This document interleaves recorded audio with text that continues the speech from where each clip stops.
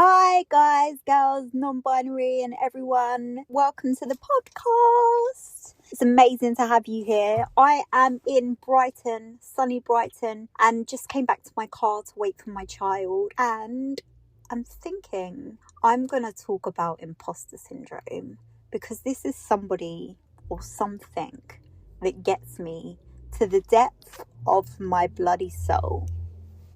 Have you ever achieved something and instead of feeling proud, you felt like an absolute flipping fraud? Like any minute now, someone's going to realise that you don't actually know what you're doing and they're going to call you out on it. They're going to be telling the whole world that you're this massive fraud that doesn't belong. That's imposter syndrome. It's that voice in your head that says, you only got lucky, mate. They've overestimated you and you're not capable, just like the people think you are. And soon they're going to figure you out and they're going to sack you. And the worst part, it often shows up in people who are actually competent, hardworking and self-aware. See, now, even making this podcast now, and I'm saying it shows up in people that are competent and self-aware, I'm thinking, now you're all going to think that I think I'm competent and self-aware, and I shitting am not.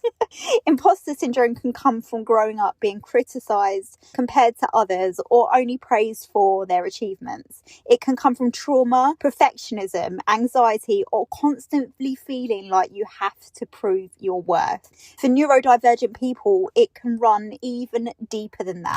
If you spent your life feeling different, misunderstood, behind, too much, too sensitive, too disorganised, too intense, it makes sense that success can feel bloody uncomfortable because part of you still identifies with struggle. So when good things happen, your nervous system doesn't always say, oh yeah, I earned this, I worked really hard for it. Sometimes it says, pinch me, that can't be real, this won't last, someone's going to find me out. I need to work harder so no one noticed. But imposter syndrome is a bloody liar. It's the Pinocchio of liars. You do not need to know everything to be capable. You do not need to be perfect to deserve these opportunities that you've been given. And you do not need to struggle to constantly be worthy.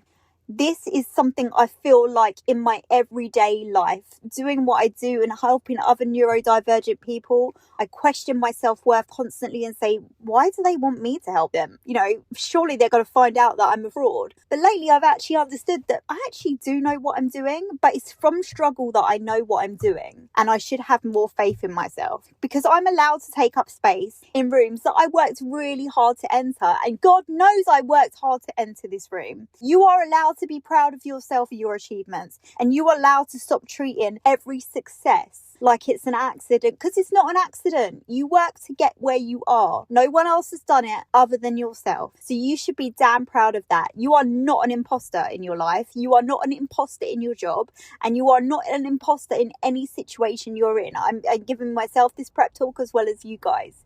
Don't worry, it's a normal thing for us neurodivergent people, but we've got to crack it and we've got to come to the realisation at some point that we are worthy of everything. Thank you so much, my beautiful neurodivergent family.